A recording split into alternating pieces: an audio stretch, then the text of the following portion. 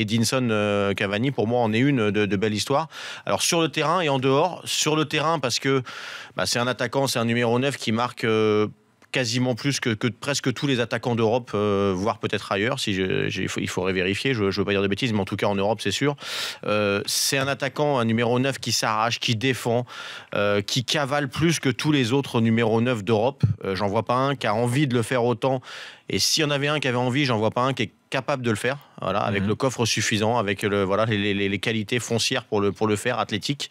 Il dégage aussi sur le terrain ce qu'on aime chez tous les joueurs, logiquement, mais qui est très très rare à ce poste-là, parce que c'est un poste qui nécessite souvent une dose d'égoïsme qui est quasiment obligatoire, ou en tout cas un peu nécessaire. Lui n'en a pas, il est que généreux, il a ce sens du collectif, du sacrifice. Il l'a fait maintes et maintes fois pendant des matchs, il l'a fait sur une saison même, quand il jouait aux côtés d'Ibra, où il a été sacrifié sur un côté, et il a continué, il n'a rien dit. Qu'en un an, il a tout fait basculer en 2 images.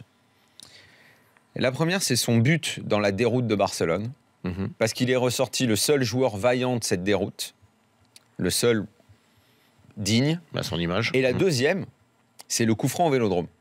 Ouais. Alors, Neymar s'est fait expulser. On est en train de perdre le match contre Marseille qu'il ne faut pas perdre, et tous les autres n'ont pas été à la hauteur. Et lui, alors qu'il n'aurait jamais dû tirer ce coup franc si Neymar était là, a pris le ballon, a dit OK, j'égalise. Et c'est marrant comme des fois, à peu de choses, la symbolique va jouer dans la tête des supporters.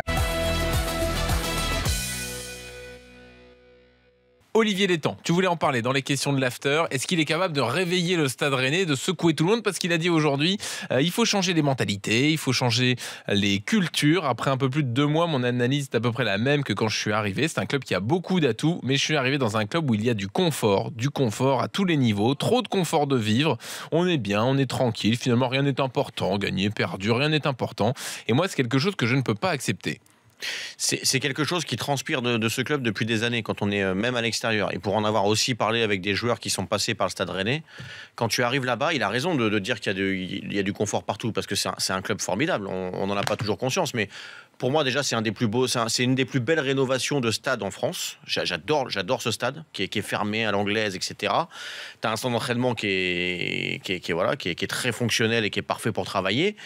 Mais tous ceux qui passent là-bas te disent qu'il y a une espèce une chape de plomb au-dessus du club qui est là et qui te dit quoi qu'il se passe, c'est pas grave. Mais quand tu signes, ils te mettent un coton chloroforme sur la tronche, c'est comme dans les films avant. Là.